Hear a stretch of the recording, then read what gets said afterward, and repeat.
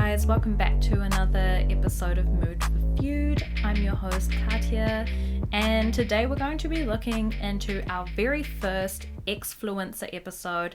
This is going to be like a little mini series where every now and then I'll do an ex-fluencer episode which is about influencers who are now exes, and I'll take you kind of through their public breakup and what went down. So yeah, excited to kick it off with Jake Paul and Alissa Violet this week. Definitely a heavy one. I'm sure you've all at least heard about it from when it all went down. I hope you really enjoy it.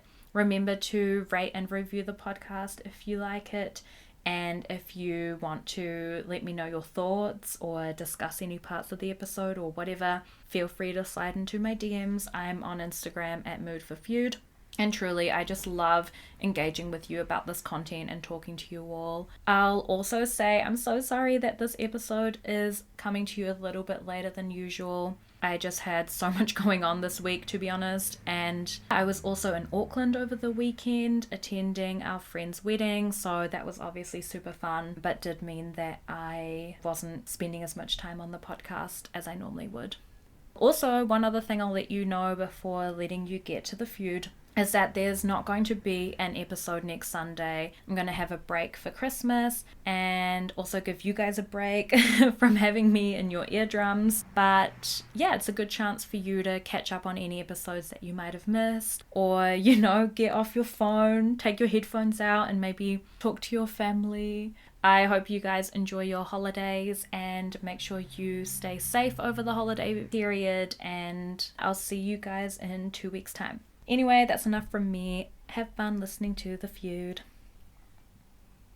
Welcome back, everyone. Today we're going to be taking a look at Jake Paul and Alissa Violet. This is going to be the first couple that we look into as part of the Ex-fluencer series. And yeah, I'm quite excited to get into this one. I remember the Paul brothers back from their Vine days, R.I.P. Vine. I freaking love that app, man. And I definitely did watch a lot of their content that they were producing at that time. And then when they eventually moved to YouTube and started doing longer form vlogs and content like that, I did kind of stop following them as much. So yeah, I wasn't super aware of everything that happened in this feud before I started researching it. I remember obviously the diss tracks, they were such a big moment on the internet. I just remember hearing basically that they were feuding. But to be honest, this is a feud that I kind of had to research from scratch. I didn't know too much about it. I will say though, as my kind of first thoughts before diving into everything,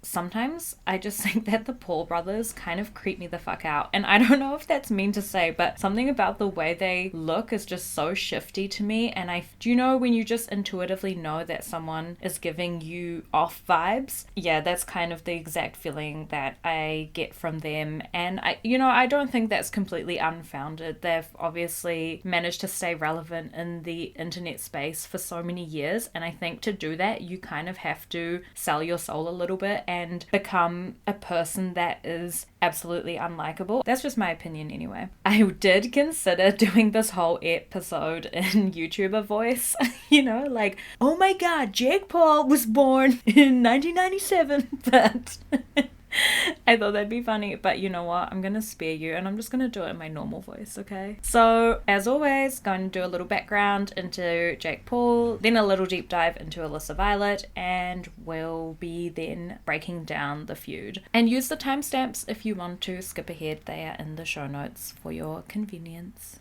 So, Jake Paul. Jake Paul was born 17th of January 1997, and he is a Capricorn. Oh my gosh, I'm a Capricorn too. This is embarrassing. Out of everyone we've covered so far, this is the last person that I want to associate myself with, but he is a Capricorn. He was born in Cleveland, Ohio, and he rose to fame when him and his older brother, Logan Paul, started uploading videos to Vine, as I mentioned, in about September 2013. And the Vine app, if anyone doesn't know, was basically a 6-second video app. So you only had 6 seconds to film whatever your content was going to be. And so people would usually do little 6-second skits or just something totally random and unexplainable, but that was somehow still funny. It was very different humor to the kind of humor that we have today, but it definitely built the foundation for the way that humor is portrayed on TikTok now.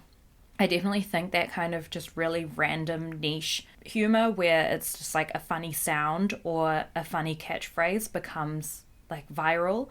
I do want to say that I think Vine was kind of the makings of all of that.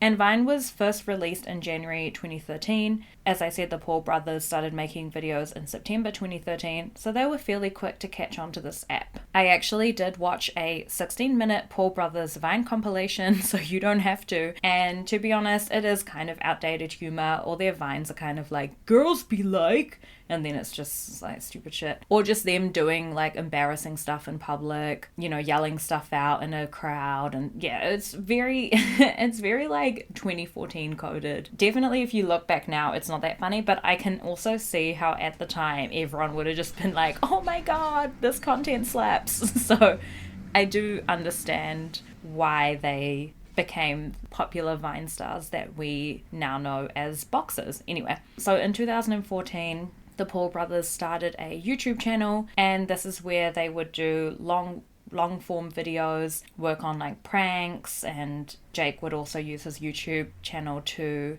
get into his hip hop music. By 2015, Jake Paul and his brother Logan had really gained an impressive following on Vine and YouTube, and this led to Jake being cast in the Disney Channel show Bizaardvark.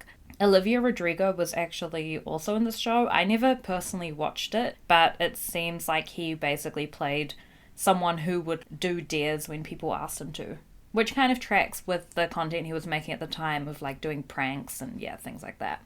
In 2016, Jake Paul launches an entertainment collective called Team 10, and this is kind of comparable to, I guess, the Hype House and other content collectives that we see today. So basically he got together a group of Vine and YouTube creators, and they all lived together in the Team 10 house, and they were signed under, you know, with contracts under Team 10, made content together. And yeah, and when I say Team 10 house, like I'm talking about a mansion here. There was like, I don't know, multiple bedrooms, like 10 plus bedrooms, because, you know, all these creators basically lived here. I will say this about the Paul brothers. They were really smart about how they managed their fame and how they managed their content creation. Even just knowing that, you know, being on Vine wasn't going to be enough. They needed to platform themselves on YouTube, where they can make longer content that's going to engage their fans more and get them to know them a bit more. And then setting up this Team 10 house, getting other creators in, and kind of making this like Team 10 family where they would all feature in each other's videos and just build more and more hype and amass more and more fans. And so they were clever about the way they ran their business. But as you can imagine, when you have like this house with a bunch of young people in it who each have a level of fame that's probably getting to their head, things definitely do turn ugly. In 2017, Jake actually gets fired from the Disney Channel show Bizaardvark after an LA news station reports that neighbors who live near the Team 10 house have been complaining about annoying pranks and stunts, disturbances from fans who would like gather outside the Team 10 house, excessive noise and partying and things like that. And in response to this, Jake actually ends up climbing onto the news van that's reporting on this, and they're all saying like, get down from there, and he just doesn't give two shits. He's up there, he starts dabbing. Yeah, it's honestly, it's super cringe. In 2017 is also when he has his breakup with Alissa Violet, but obviously we'll get more into that when we dive into the feud. And he also starts receiving some criticism for making content that caters to kind of a younger audience. I'd say his demographic at the time would have been about 8 to 16 year olds, and some of the content he was producing just wasn't like really appropriate for that audience. I always feel a bit tricky about things like this, because how much is it his responsibility to make sure that people's kids don't watch his content? Like, probably not a lot. I think the fact that he was so cringe just meant that he wasn't ever going to really land with older people at the time. And so that's why naturally it was like, you know, 12, 13-year-olds who were like, yeah, like jumping on a news van and dabbing, that's fucking sick. But obviously, like, no 17, 18-year-old is going to watch that and be like, I want to keep watching these vlogs. So yeah, it is a bit, I don't know, is the criticism fair? Like, probably not. In 2018, he is the subject of an 8-part Shane Dawson documentary.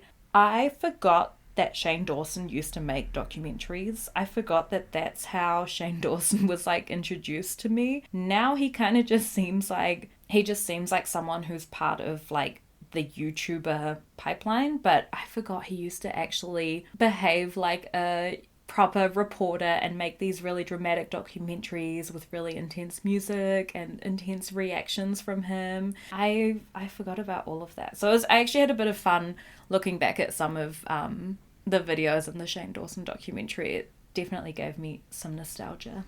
In 2018, Jake Paul receives criticism for a like scummy cash grab where he basically sold online influencer classes promising to teach viewers how to achieve his level of fame, and the classes were criticized because they basically they were very surface level. Like I think at one point I didn't watch these. I didn't pay for these influencer classes, guys. Maybe if I did, this podcast would be sponsored. But he basically, according to an article about it, he advises at one point like, yeah, if you want good audience engagement, make sure your content is really funny. Oh, thanks. I'm so glad I paid money to know this wisdom from Jake Paul. In 2009, he gets married to Tana Mongeau. Tana is another influencer, YouTuber, content creator. I'd say most people would know who she is. She's definitely someone who always crops up into the headlines. And they actually had a paid live stream video of their marriage, and allegedly this live stream earned them a total of $600 million, which is crazy. And honestly, their whole wedding and paid live stream thing kind of just gave me Black Mirror vibes. I don't know if you guys have seen that show, but what is this world that we live in where two people can make $600 million by having a wedding? Tana did later confirm that the wedding was not legally recognized. Like, I don't think they legally became married, but that to her, the wedding or the commitment to one another was very real.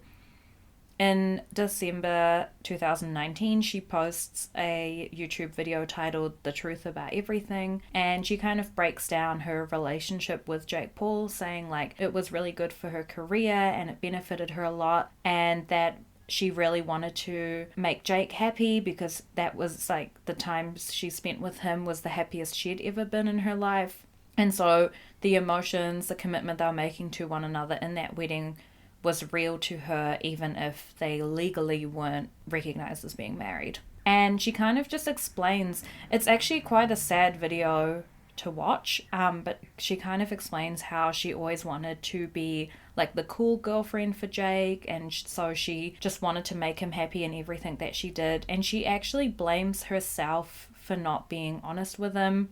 So for example, they entered into an open relationship that she agreed to because she wanted to keep Jake happy and make Jake happy, but that she actually wasn't emotionally ready for herself. And then she just goes on to blame herself for not being honest with him and setting boundaries and stuff. And I don't know, this video actually made me so sad. You can kind of just tell how much Jake means to her, and I think it does nicely preface the relationship between him and Alissa Violet that we're going to be breaking down later in the episode, because it looks like he kind of has this track record of finding these girls who, I don't know what, he's obviously a very charming guy, because there's a time where Alissa describes, when her and Jake were on good terms, it was like the best times, the happiest times of her whole life.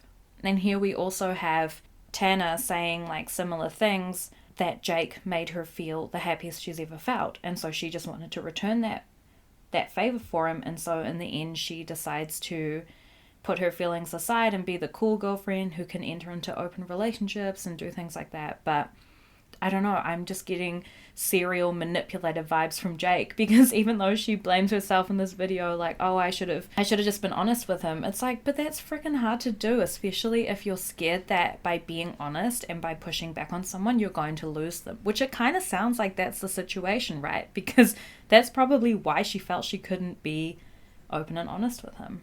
So I just think the Tana and Jake relationship in 2019 is is actually just a Alissa and Jake relationship in a different font.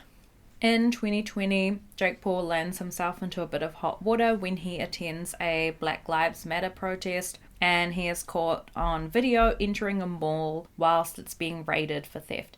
And can I just say, the people who used the Black Lives Matter protest as an opportunity to raid and steal, like, what the fuck were you thinking? Way to sour an event that has so much good meaning and good intention behind it, and then you're gonna go and use that to steal and shit, and then have people say, oh, see, this is why the Black Lives Matter protest shouldn't be happening. Oh, I freaking hate that kind of thing. That honestly just made... I remember in 2020, I was getting so angry at all the people who were deciding to do that. Jake defends himself online, saying he was not actually doing any of the raiding and stealing in the videos, and he was just there filming it. Like, okay. I don't know. To me, that's still like, why were you even in there? You were meant to be there protesting, standing up for equality and equal rights across humanity, and like 5 seconds in, you're distracted by some people stealing shit from a mall. I don't know. Either way, I still think that's bad. And he was charged for 2 misdemeanors, one for criminal trespass and one for unlawful assembly. In 2020, I think it was actually linked to those 2 charges that he received. The FBI actually raided the Team 10 house and managed to seize multiple illegal weapons from the property. Honestly, that's so scary, but it kind of just doesn't surprise me. Jake Paul kind of just gives me the vibes of someone who would have illegal weapons in his home. I don't know. I can kind of just see, that this would be something that would have happened. And now today in 2023, Jake Paul is obviously a very prolific boxer, and he's kind of rebranded himself. As I was mentioning earlier, he's had all these different phases of his career, I guess. But I think now if you were to ask someone to describe Jake Paul, their immediate mind would go to like the professional boxer he is now, and he took such a sudden turn, and now he's really all out into it. And some people are like, oh, it's from all the hardships he went through while he was a YouTuber, and he channels that rage into boxing. And I don't know, maybe that's true, maybe it's an outlet for him. I just think he's like freaking random and probably also a bit of a sociopath, but that's just my opinion. It doesn't really matter. Okay, on to Alissa Violet. Alissa Violet was born June 12th, 1996, and that makes her a Gemini. She was born in Brunswick, Ohio, and described that when she was growing up, she always knew she wanted to be either like a model or an actress or just someone in that kind of industry or in that famous sphere. So she did note that she did always want to be famous. The day before her high school graduation, she actually meets Jake at a mall. She said she was at the mall to buy a dress for her graduation the next day. And then these little girls come up to her and they're like, oh my God, the Viners, the Paul brothers are here doing like a meet and greet. Can you take us there, please? Because she had a car. And so she decides to go to the meet and greet as well. And that's where she meets Jake, and they actually end up exchanging numbers. And then she describes that they are continuously texting and talking on the phone. At this stage, the Paul brothers had moved to LA, so they weren't living in Ohio anymore, but her and Jake would keep in contact, and whenever they did go back to Ohio, they'd always make sure to meet up. And they started to definitely develop a friendship. In 2015, Jake tries to convince Alissa to move to LA to pursue modeling. He kind of says like, come on, like we're already out here and, we've got platforms, we can help you type thing. And so she goes to LA for like 2 weeks to have a look around and apply for some modeling contracts and stuff. And she describes this time as the best 2 weeks of her life. She said it was so nice to hang out with Jake, especially in LA, and there would have, I guess, been a lot of like promise for her future. She actually does get offered 4 out of the 5 modeling contracts that she applied to, and she decides to sign with Next Models. And so later in the year, she packs up and moves to LA. And she says that her and Jake were in a kind of like dating, not dating situationship at the time. Like she says that they were definitely flirty and would hook up and stuff, but they hadn't officially put a label on it or anything. And then once Alissa gets to LA, she does sign with Jake under his management company, Team 10. And the deal that they make together is that he would get 20% of her cut for the next 5 years, which was the duration of her contract. And 20% is frickin' huge, okay? Like that's wild. She at the time also decides to sign with Logan's media company.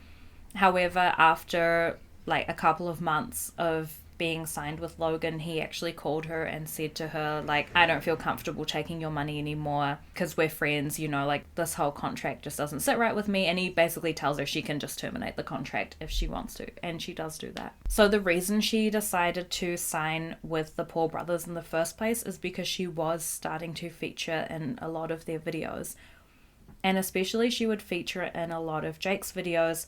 And she describes that his videos would always do better, get way more engagement, and gain him way more followers if she was featured in the thumbnail of the video.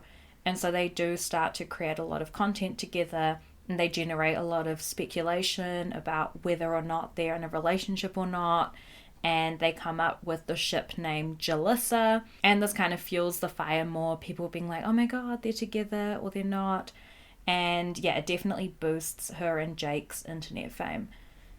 Alissa obviously also starts her own Vine account at this point, and by the time Vine was discontinued, she had amassed 600,000 followers, which is pretty good for, someone who essentially started with 0 before meeting Jake Paul. Alissa is obviously at this time living in the Team 10 house, and she's creating a lot of content with the other Team 10 members. But yeah, as I said, the videos do better when it's her and Jake Paul. In 2016, she posts her first ever vlog on YouTube, and she kind of talks about her life in the Team 10 house. And again, people just love that kind of content, and she does gain a YouTube following as well as a Vine following. She later in that year stars in a TV show called The Deleted.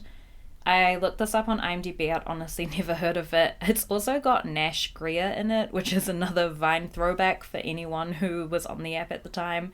Just based on the fact that they were casting Vine people for that show, I'm probably not going to watch it. But if you do, let me know what it's like. Or if you have watched it, let me know what you think about it. In 2017, obviously that's when the breakup happens. Alissa claims that Jake kicks her out of the Team 10 house due to some issues that they're having at the time. We'll obviously break those down more later. And then she ends up moving into the Clout house, which is similar to Team 10 house. It's a hub of content creators who all live together. There were other Clout members, as they were called, such as Rice Gum and FaZe Banks. And then her and FaZe Banks do enter into a 2-year relationship in 2017. So yeah, they date from 2017 to 2019. Her and FaZe Banks actually also had a bit of a controversial relationship. There was an incident at Thanksgiving when the couple were back in Ohio visiting Alissa's family, and they went out to this bar called Barley House, and then they got into a brawl with the staff and also with other people at the bar, and there was literally people punching each other, and I think Alissa got like a bruised lip from it, and FaZe Banks broke his finger. And yeah, it was a very like he said she said ordeal where the bar was basically saying that that asked the two to leave or something, and then they refused to, and then other people got annoyed with Alissa filming them, and yeah, I don't know, it sounded like a really messy ordeal. So unfortunately her life didn't get less dramatic once she left Jake Paul in 2017. And nowadays it kind of looks like she's just occasionally vlogging on YouTube. She doesn't post that much. She might do like 4 to 5 videos a year. And she's now dating Marshmello, the DJ, the one that, yeah, you guys know who Marshmello is. And it seems kind of like she's just living her life. This is probably the least dramatic relationship that we've seen her in. It seems like she's kind of just it seems like she's taking a step back from being in the public eye for sure. Okay, moving on to the feud. This feud starts in Feb 2017. Obviously, at the time, Alissa and Jake are living together in the Team 10 house. They're making content like they are together, but they aren't really like officially dating one another. They do have the ship named Jalissa, but it's kind of unclear. Like, they've never officially come forward and kind of said, yeah, we're definitely going out. And also you have to remember, especially for content creators like these two, where a lot of their videos were centered around pranks and skits and things like that, it was really difficult to tell how much of what they were telling you was even real, because it could have just been another skit, right? So like, there are some videos where they're like, yeah, we're a couple, we're together, but you can't even believe it, because it's like, are you a couple or are you doing a skit pretending to be a couple right now for views? Yeah, it was definitely, the lines were very blurry. And then one day in Feb, Alissa starts tweeting out some tweets that also, okay, I know that Twitter is now called X, and I don't even know what verb we're using to describe like tweeting now. I don't know if it's called Xing or whatever, but for the remainder of this podcast and for the episodes I've already done, I'm just going to keep saying Twitter, okay? It rolls off the tongue better, and you guys all know what I'm talking about. So Alissa tweets, "Do you ever just look at people and think, why am I even friends with you?" And then she posts a more direct tweet saying, "Jake rhymes with snake." So at this point, people are kind of like, oh, okay, something's gone down. What's happened? Like, there's obviously some drama brewing between these two. She tweets out another quote, "It fucking sucks being so emotionally damaged by a person who you thought would always be there for you. Literally everyone knew how he treated me. All our friends knew how mean he was and treated me like property for his company." So we're getting a little bit more tea there. People are starting to wonder what happened. You know, it's very clear that Alissa is unhappy about how she's being treated under Jake's Team 10 company. And then she follows these tweets up with a Snapchat video. And in the video, she's kind of showing that Jake packed all her stuff up and is kicking her out of the Team 10 house. She says that she was already leaving and that she was going to leave the Team 10 house anyway, and had actually organized herself an apartment and was ready to move out, but that Jake apparently couldn't wait a few days longer, and so decided to call a moving company, move all her stuff out of the bedrooms, like downstairs, and put a new lock on the bedroom door and just, kick her out. In the video, she says she's been treated like shit by him and she'd no longer be making content with him. And you can tell she's upset about the situation, but she's also kind of got that fuck you energy where it looks like she's ready to like get out of there. And then she says, quote, "Personally, I thought Team 10 was supposed to be a team, but clearly it's not a team anymore." And so from that video, we also glean that the other members of the Team 10 house, she's kind of lumping them in with Jake. Jake's the one kicking her out because it's his house and he owns Team 10, but she's basically making it clear that no one else in the Team 10 house is coming to help her either. And in response to that Snapchat video, Jake decides to tweet, "Predicted this is what she'd do. Jalissa was real. The problem is she cheated on me. I am the victim, not her. J. Paula's illy." And then he also tweets out, "And she cheated on me with someone that was very close to me, which is why it hurts so bad. I think she is super talented and means well deep down. However, I can't have her in my space after having my heart broken. We will work it out." And then around this time, Jake decides to upload a pre-recorded video together with some of the other Team 10 members. And in my mind, the fact that he's including these other members in his video is kind of to create this like us against Alissa type of vibe. He's basically saying like, because it does kind of make her look a little bit crazy, right? Because if everyone else in the team is sticking together and being like, yeah, we're all on Jake's side, and she's the only one off on a Snapchat rant telling them all to fuck themselves, it's a bad look for her. But in this pre-recorded video, he decides to show the date on his phone, being like, "I'm recording this on the Monday because Alissa and I are having issues and I'm scared she's going to start spreading lies about me." And so he says that this video is because he's predicted that she's going to try to ruin him and he'll only post it if she starts spreading lies. And then he says, quote, "This is a lesson for all guys out there. If you think something's going to happen, predict it before it happens, because then it makes them look dumb when it happens." And I'm like, did you predict that she was going to start spreading lies about you? Or were you like an absolute dickhead to her and now you're like, oh crap, we've got to do some damage control. I'm going to quickly record this thing talking about how I am such a good guy. And then also in that pre-recorded video, he discusses how he's just so disappointed because he was the one who took Alissa from 2,000 followers working at Panera Bread to 5 million followers on social media, and now she makes 300,000 a year, and it's like all thanks to him. Alissa responds to Jake's video and tweets, "How could Jalissa be real when he had girl after girl over every single night in front of me? Choose your friends wisely, kids. You never know which ones will repeatedly stab you in the back and throw you outside." So at this point in time, it's really confusing as to what's actually going on. Jake's out here claiming that Jalissa was real and that the reason that they've had this fight is because Alissa cheated on him with someone who he's close to.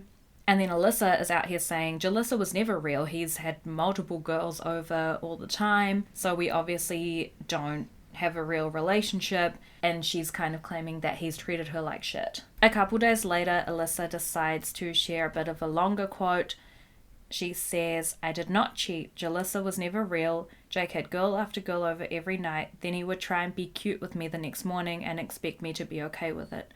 I've cried myself to sleep almost every single night living in this house.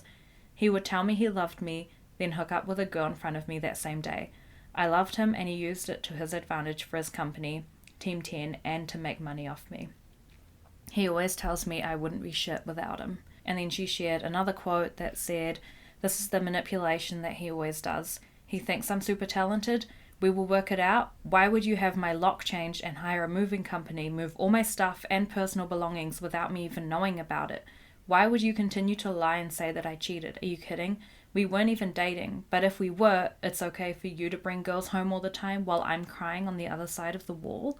So it's a messy situation, and I will say this is why relationships or situationships where it's unclear whether you're together or you're not, or you're official or you're not, or you're exclusive or you're not, get really messy really quickly, right? And at the time, these two are quite young, I guess, and so this is probably for both of them the first proper relationship in quote marks that they've been in, and obviously something's gone wrong. But I will say it is super frustrating when there is one person who expects the other one to be okay with them having girls around and sleeping with people, but then if the other person does it to them, they're like, what the fuck, we were in a relationship, now you're cheating on me. So I do get where her frustration comes from, and I will say it does kind of seem, yeah, they weren't in a, whatever you want to call it, official relationship. Obviously they were in a relationship of some sorts, right? They were hooking up together, they obviously liked spending time together, and it definitely wasn't all just for the content, because like you can pretend to be dating for content, but that doesn't mean you then need to go and sleep together when the camera's off, right? So we can say they definitely were in some sort of relationship. Whether or not that was exclusive is like here or there, but they obviously were together in some way. 3 months after all of this kind of breaks online and starts to unfold on Twitter, Jake releases a diss track. It's called It's Everyday Bro featuring Team 10. It's freaking cringe. Like, honestly, do watch it because it's like a fun little hate watch. But in this diss track, he basically calls out all his haters. And yeah, it starts off kind of generic, but we do get some lines about Alissa Violet. He says, quote, "And you know I kick them out if they ain't with the crew. Yeah, I'm talking about you. You were begging for attention, talking shit on Twitter too, but you still hit my phone last night. It was 4:52, and I got the text to prove and all the recordings too. Don't make me tell them the truth." A couple days after that diss track is released, Alissa and another creator, Ras Sakunera, upload a video of them reacting to this diss track, and they basically break down all the references that Jake makes about Alissa, and they even reveal what the text that she sent at 4:52 in the morning was. And the text said, Since day one, ride or die, I will always be here for you, even if you don't want me to be. That is such a nice fucking text. Why would you even roast that in a diss track? I think he threw fire on himself there, because that is such a nice thing to say, and it definitely did put him into a bad light. Throughout the reaction video, they kind of roast Jake, basically just laughing at him and the rest of the Team 10 crew who is on the diss track.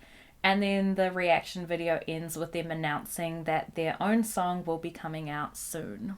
On June 3rd, so one day after Rice Gum and the Alissa Violet reaction video drops, Logan Paul actually puts out his own diss track about his brother Jake Paul, and it's called The Fall of Jake Paul.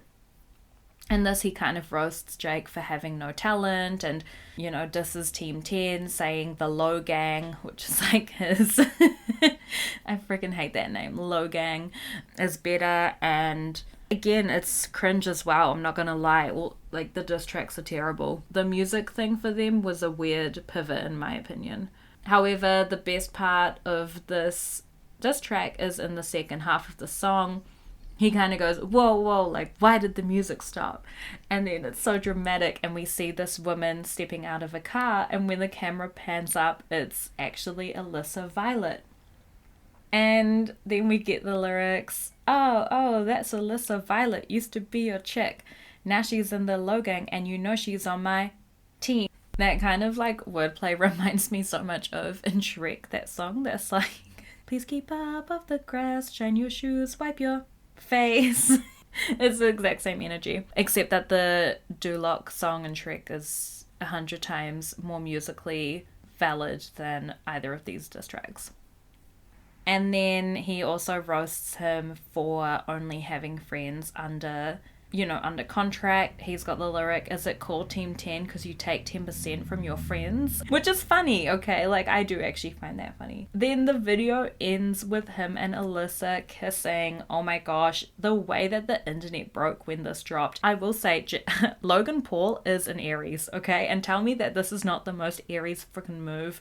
I think if I'm giving Jake Paul's diss track like a 3 out of 10, I'm gonna give Logan's a 4.5 out of 10, and that 1.5 extra points is literally just because of Alyssa's appearance and how much of a mic drop that moment was.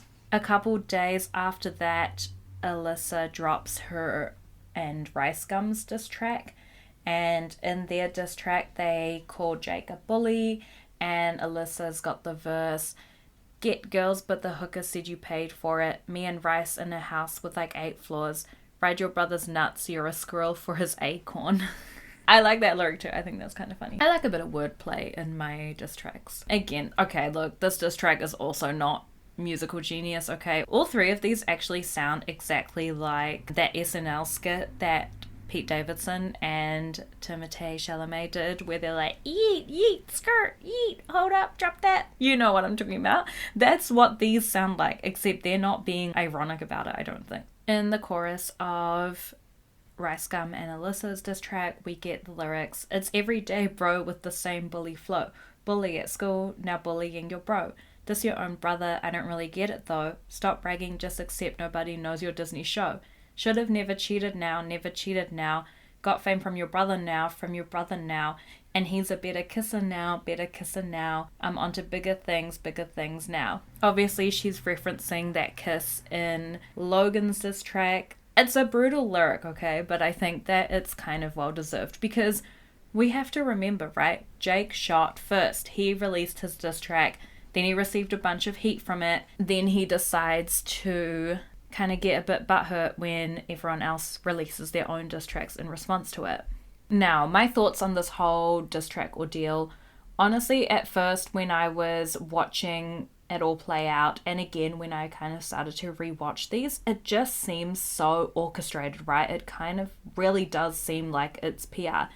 It kind of looks like Jake, Logan, Alissa, and Rice Gum, and like the rest of Team 10 sat in a room, planned this whole thing out, like, I'm gonna kick you out on this date, and then I'll release my diss track, and then Logan, you release yours and bring Alissa into it, and then Alissa, you do a reaction. Like, it seems so planned out. The only thing that's making me think it's not that planned out is because of the video that Alissa uploads June 9th, so the same day that her and Rice Gum's diss track drops, and it's titled What You've Been Waiting For. And in this video, she gives like a really raw account of what happened between her and Jake. And it just doesn't seem like it's funny or for PR or like a lighthearted joke, because she's kind of talking her truth in this video. And so that video is the only reason why I actually think that the diss tracks were genuine and they weren't. Obviously they would have had fun making them and putting them all together, but it's like the one thing stopping me from thinking that they actually consciously sat in a room together and planned out all of their different releases. So in this YouTube video, Alissa says she hates really talking about this situation, but that she wants to explain the whole story from her point of view. She describes how her and Jake met and how he supported her move to LA and her move into the Team 10 house. She says that when she moved into the Team 10 house, they were sleeping in the same bed and pretty much acting like they were together. However, he would sometimes ask her to leave their room when she was in there, and she'd be like, oh, like, why do you need me to go? And he'd say, oh, because I've got a girl coming over and, you know, we want to hang out in here. And then so she describes that throughout this relationship, whatever you want to call it, he would kind of oscillate between being super lovey with her and acting like they were together and basically dating her, and then switch that up with inviting random girls over to the Team 10 house and kicking Alissa out of the bedroom so that he could sleep with them, which is super heartbreaking. And she describes how every time a new girl came around to hook up with Jake, she would have to like meet them and basically act cool and just be like, oh, hey, like knowing that the reason that they were there was to sleep with her not official boyfriend. And again, this kind of reminds me of the situation with Tanner that would happen 2 years after this, where she describes like wanting to be the cool girl and wanting to be okay with open relationships and stuff. And I feel like Alissa greeting these girls and leaving the room so that Jake and the girls can sleep in there is kind of giving me the same vibe. Like they don't want to push back on him because, well, in Alyssa's case, number one, he's the reason that she has a roof over her head right now. He's the one that she is signed with under Team 10, and also she loves him, right? So she doesn't want to upset him or push back against him. Alissa describes in this video that there were a lot of rules to being in the Team 10 house. She described that they would need to be up and filming by 10 o'clock in the morning, otherwise they would get fined $50, and every guest that came to the house had to be approved by Jake. And so if she ever wanted to invite a guy over, he would basically just not approve that guest, and so he could bring all these girls over, but she kind of couldn't do the same thing back to him. And then she felt really stuck because of her living situation and her contract, and because he's the one who made her feel successful, and so she just kind of didn't really know what to do. Like she couldn't leave, but she hated staying type of vibe. She describes one instance where he actually told her that he loved her, and then a few days after that, he flew a girl from Ohio over for a whole week, and this girl was staying in Jake's room with him for the whole duration of that trip, and Alissa could like hear them sleeping together, which actually sounds like some kind of emotional, mental torture, to be honest. She describes that she was so in love with him, and that's why she didn't want to tell him that all of this kind of bothered her. But she did also say that she would go insane, like, hearing him sleep with these girls whilst she was in the same house, and how she really hated and loved him all at the same time. And then she says the quote, "I was addicted to the pain of wanting someone so unattainable." However, she does describe that looking back, she wasn't sure if it was like genuine love, because she can't really say that they were in love with one another if he was treating her that way. Oh my gosh, that's freaking heartbreaking. I'm sorry, isn't what she's describing just like textbook emotionally abusive relationship? I was really shocked listening to all this, because I didn't watch this video when it first dropped, like in real time back in 2017. And all I remember with the Jake and Alissa controversies happening around the time is that they were both just alleging that the other person was cheating. I didn't realize that he was literally being so emotionally manipulative to her. Honestly, his behavior is disgusting. She explains in this video that she started to push back at one point and she wanted Jake to feel the same pain that she felt from him. And that's when things turned really ugly between them, and basically like the issues between them started to arise because she stopped taking his shit. She describes that everyone in Team 10 went to Jake's side when they started having a conflict, and so she really felt quite lonely when it all went down because she felt like not only was she losing Jake, but she was also losing all of her friends and the people that were in her life. And that's the really tricky thing there, because obviously everyone else in the Team 10 house would have been in contract with Jake, and so siding with Alissa wasn't just showing support for her, it was making a conscious choice to go against your career prospects. And that's kind of also the issue when you've got such a strong power imbalance where one person in the house is kind of running everything and everyone else in the house is under contract and probably doesn't feel like they can push back. Shortly after everything went down between her and Jake, she ran into Greg Paul, which is Jake and Logan's dad, and, she said to him, like, hey, and he told her to shut the fuck up, get out of his face, go back to Ohio, called her lazy, was, like, screaming at her, slut-shaming her, and it actually started making her cry. So their dad, oh man, if I had more time, we could probably do a whole separate dive into the relationship with their dad, because he kind of just sounds like not a great person, and it might give more context for why they're all like this. She explains that Jake has her blocked on everything at this point in time, and that she was trying to text him for ages after she was kicked out of Team 10, trying to like mend the situation, but that she couldn't get through to him. And then she acknowledges that Jake did drop an apology video whilst her and Ras were working on their diss track, and he kind of just gave like a blanket apology for all the people he hurt with his song. And she was a bit fed up with that, because it's like, why can't he just say her name or like apologize to her directly? And she says like, he's not apologizing because he's sorry, he's basically just apologizing because he was receiving backlash for the diss track.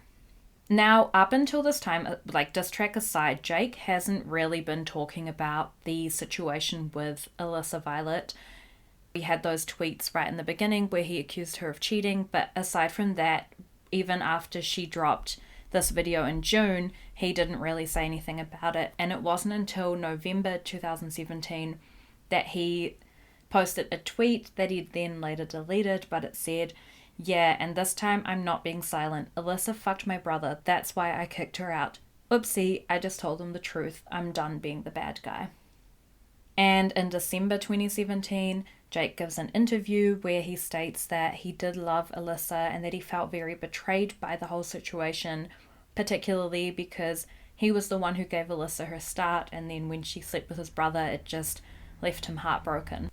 So this is where we find out that the person close to him that Alissa cheated with was Logan, and I guess it's not that much of a jaw drop moment because we already saw them kissing in that diss track, and obviously a lot of people were speculating that it was Logan, but it does kind of give context, I guess, into why he kicked Alissa out of the Team 10 house. Now, this would be a really normal reaction, and I would probably be on Jake's side for this feud if it weren't for the fact that he was sleeping with so many other girls and always constantly refusing to put an official label on his and Alissa's relationship. So I'm kind of on her side that you can't really cheat on someone who you're not officially dating. I can obviously understand that he'd be upset at the betrayal with his brother, but at the same time, it's kind of like he's getting what he deserves. Do you know what I mean? In 2018 is when Shane Dawson releases his 8-part YouTube documentary all about Jake Paul, and he kind of deep dives into different aspects of Jake Paul's life and talks to different people who were around him. Yeah, I mean, if you're ever bored for like a good 8 to 9 hours, I'd recommend giving it a watch. I only watched the episodes that had relevant information like for this feud in it. I couldn't put myself through an 8-part thing. The 2 episodes that I watched was one titled The Ex-Girlfriend of Jake Paul, which is obviously all about Alissa. And in that video, Shane Dawson interviews Alissa about the whole incident that happened. And then another one that I watched was, I think it was called The Mind of Jake Paul, and that was his interview with Jake Paul. And I just watched that like little bit that was about Alissa. So I'll start with The Ex-Girlfriend of Jake Paul. The video starts with Shane Dawson kind of explaining that he thinks this breakup really impacted Jake Paul and, you know, it really kind of messed him up and he was really heartbroken by Alyssa's betrayal. And I just don't know if that's quite true, because the evidence that I'm seeing whilst researching this is that Jake Paul couldn't give 2 shits about Alissa, and the thing that he cared about was that she betrayed him. But not because he was in love with her, just because like he's a narcissist and thinks that nobody should wrong him. She kind of again goes over that story of how she meets Jake and Logan, and how Jake convinces her to move, and how he's the one who gets her set up, and how she always features in his videos and that his content does better when she's in it. And so he often uses her for his thumbnails on his videos. But she does maintain that they never officially dated and that Jalissa was fake. And Shane kind of presses like, oh, so he just wanted a YouTube girlfriend. And Alissa says, yeah, that's mostly what it was for. It was for thumbnails. And oh my god, this gives me such off vibes. Like, this actually reminds me so much of that TikTok creator Two Turnt Tony. I don't know if you guys are familiar with his videos. He's got this account and he always makes videos with heaps of ducks. But he, for a while, was making videos with a girl called Ski Mask Girl. You might guess she was called that because she had a ski mask on in every video. And it was like a similar vibe where his content started blowing up so much more because he introduced this like female to feature in his videos, and then people could speculate, oh my god, are they together, are they not? And of course the ski mask added like another layer to like, who is she, this mysterious woman? Honestly, I might need to do a separate ex-fluencer episode on those two, because I actually think it would be somewhat similar to the Jake and Alissa situation. So Alissa explains to Shane that they were hooking up and that she wanted it to be more serious and wanted it to be official, and would often ask him like, what are we? Can we, you know, define our relationship? And he'd always brush it off and say, oh, you know, we'll talk about it later. Like, he never wanted to make things official between them. She explained to Shane that she signed with Jake and Logan because they were both using her for content in their videos, and she describes feeling like a bit of a pawn between the two brothers, where Jake would use her in videos as like a speculated girlfriend, and then Logan would make videos of him like stealing my brother's girlfriend type thing. But she says that all of that was all fake. It was all very fabricated. They were just using her to fill the role of like a hot girl. And then Shane asks her about the abuse allegations, and she explains that Jake wasn't physically abusive. It's not like she was getting abused every night, but that sometimes he would be really rough with her. So for example, in videos, if he had to like shove her into a bush or something, he would do so really roughly, and so that would sometimes leave her with like bruises and scars and stuff. And then she describes one instance where he broke her phone. So to get back at him, she grabbed his phone and was running up the stairs to try break it, and then he dragged her down those stairs. And Shane asks her like, oh, was that for a video? And she says, no, it was not for a video. But then she says, quote, I want to clear the air because he's not a physical abuser. And I have to disagree. I think he is a physical abuser. And again, physical abuse can look different, right? So to be physically abusive, it doesn't mean that you have to be beating someone up every single night super violently. But I would say like purposefully shoving someone extra hard, even if it's while you're filming content, is still a form of physical abuse. And definitely dragging someone down the stairs, even if they stole your phone, is still a form of physical abuse. And I kind of feel bad that she was saying like, oh, I don't want to make him sound physically abusive, because I think in her mind, physically abusive means she has to be running around with a black eye all the time, but this to me is still physical abuse. And then Shane actually like somewhat agrees with her take and says, oh, you know, he's so glad that she's saying he's not a physical abuser, and, you know, he's definitely a emotional abuser, and that can obviously still tear a person down. But I'm like, Shane, she just told you that Jake dragged her down some steps and that it wasn't for content. And now you're going to be like, oh my God, I'm so glad you're saying he's not physical. I would have been like, actually, I think you're right for calling him a physical abuser. And yeah, I don't know. I just found that whole thing really odd. It was a really weird part of the video. Anyway, she continues to kind of describe the emotional abuse that he would do, obviously having the girls over all the time, but just other little things as well. Like, for example, if she was planning to do a prank on him for a video, she would always give him a heads up about it, but he would sometimes do pranks on her and she'd just have no idea that they were coming because he wanted like a genuine reaction from her. And then she explains that the backlash when she left Team 10 was really, really bad, and how Jake telling everyone that she cheated on him just escalated the whole situation, and she did receive a lot of hate from his fans. And then Shane actually plays some clips of Jake's fans reacting to the cheating drama, and it's kind of funny because they're literally all little kids. Like, the faces are blurred, probably because they're minors, and you can tell it's like an 8-year-old being like, Alissa deserves to be kicked out because she cheated on Jake. It's embarrassing to me that these are his fans. She goes on in the interview to explain a story when Jake uninvited her from a ski trip because he wanted to hook up with a girl, and she really wanted to go because a lot of their friends were going, and then he basically was like, no, you can't come because I'm gonna hook up with someone and I don't want you to be there. And so Alissa is obviously hurt by this. Jake's, on this trip with all their friends and she's by herself, and so she decides to hit up Logan, and this is when they go to a club together. And then this is when she hooks up with Logan. And she describes that she is disgusted by her actions because it's not who she wants to be, but that it was a mistake and she did it to kind of get back at Jake for the ski trip and everything else that he'd done for all those years. So that was, in a nutshell, the video, and it was pretty sad to watch her hash that out. And you can definitely tell that this man hurt her very, very deeply. Okay. And then I also watched Inside the Mind of Jake Paul, another episode of this documentary series. And in this one, Shane Dawson is interviewing Jake Paul.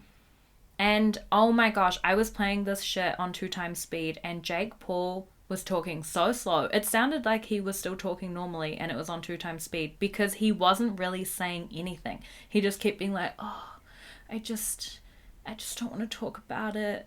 I don't know what to say. And it's like, yeah, because anything you do say is going to make you look bad. That's the real reason why he was struggling to get the words out. But thank God Shane Dawson does kind of keep pushing and saying, this is your chance to tell your side, and we want to get your side of the story out because you haven't ever really made a video about it or talked about it. And so in the end, all he ends up really saying is that he wasn't mature enough to be a boyfriend and that they'd often fight and have ups and downs. He says, quote, basically I did a bunch of things that pissed her off and she wanted to get revenge. It was me not knowing how to treat her. Ugh, I hate all of these quotes from him. It's just excuse after excuse, blaming his maturity, blaming that he didn't know how to treat her. And it's like, well, maybe start with not being emotionally manipulative. He says it was a really bad situation. The fact that they were living together, doing business together, dating, not dating. He was obviously her manager, and he does describe that all of that made things really challenging for them and made the lines between them really blurry, the lines between dating and being professional. And I can see how that would be true. I do agree with him on that point. I just don't like how he's kind of he's just got all these excuses lined up instead of taking ownership and being like, you know what, I was a terrible person to her and I'm going to admit that. But then he describes how when he found out about Logan and Alissa sleeping together and how he was just so heartbroken by it, and his first thought was why would my brother do this to me? And he explains that this was like the final straw for him. He actually describes it all a little bit differently to Alissa. She kind of makes it sound like a one-off event that happened and as a result of the whole ski trip, but he makes it sound like they were having a full-blown like intimate relationship behind his back for several months. I'm not sure, obviously. I just don't know what happened. Logan's never really spoken up about the situation. So he describes that this was really tough news for him and that he was really heartbroken over it. And he kind of felt like Alissa was wanting to split him and Logan up and get in between them. And he developed a lot of trust issues from the situation. And that it took a really long time for him to process and get over all these emotions, and that's kind of his reasoning for why he had to kick her out of Team 10. He said that he had asked her to leave multiple times over and over because he couldn't handle being in the same space with her, knowing what her and Logan did behind his back, and that she kept refusing to move out and kept delaying, and that's why he eventually got the moving truck and basically forced her stuff out. So that's like his side of the story. And then it says it took him a long time to forgive Logan, and when he confronted Logan, his answer for why it all happened was basically like he didn't know Jake and Alissa were actually a thing. And it's like, yeah, because they weren't. Because while this was happening, Jake was at a ski trip that he uninvited Alissa from so he could fuck some other girl. People like this are so frustrating to me when they have other standards for people that aren't themselves. I just get really angry about this whole thing. And then he tries to like logic this out with Shane Dawson as well, and it's like, we were really on and off again, and so during our off again times I would be with other girls and Alissa would be with other guys, but that when it was his brother it was different. And I don't know, I don't believe any of that, to be honest. I genuinely don't think, well, first of all, we know she couldn't have had other guys at Team 10 because he would have blocked all of her requests. Considering she was the one who wanted it to be a legit relationship, I just can't see that she would have been off with all these other guys like he describes. And then at the end of the video, he says he did care a lot about her, and he was really hurt when he saw Alissa and Logan making out on Logan's diss track, and it was all very real and gave him major trust issues. And like, honestly, it was a hard watch because I was just like, boo fucking who. You make your bed, go lie in it. And I obviously, like I said earlier, I don't know actually if I said this earlier, but obviously sleeping with a guy who you've been seeing, brother, because you're mad at him, is not a great response. It's not a mature response, right? But given all that Jake was putting her through, I just can't really blame her. And in all honesty, I don't think Jake is upset because Logan slept with Alissa. I think he's upset because Alissa slept with Logan. He's heard about the fact that it was his brother. I don't think he actually cared that much that Alissa was sleeping with someone else. I think if she'd slept with anyone else in Team 10, he wouldn't have cared. It was just because it was his brother. But yeah, that's kind of the feud. This was honestly a bit of a hard one to research because I just really don't like Jake Paul, and it was really tricky to try, and obviously we don't know exactly what went down. It was really tricky for me to give him grace, and this is definitely a very like biased account of everything that happened. But I guess my final thoughts are, I really hate that sentiment when someone who's already got a platform helps someone else, like the way that Jake decided to convince Alissa to move to LA and sets her up and features her in his content so she gets her own following. I hate that when the person in power does that, they then expect the other person to be forever indebted to them. And we have to remember, it was really cool that Alissa was able to get her start through Jake's platform.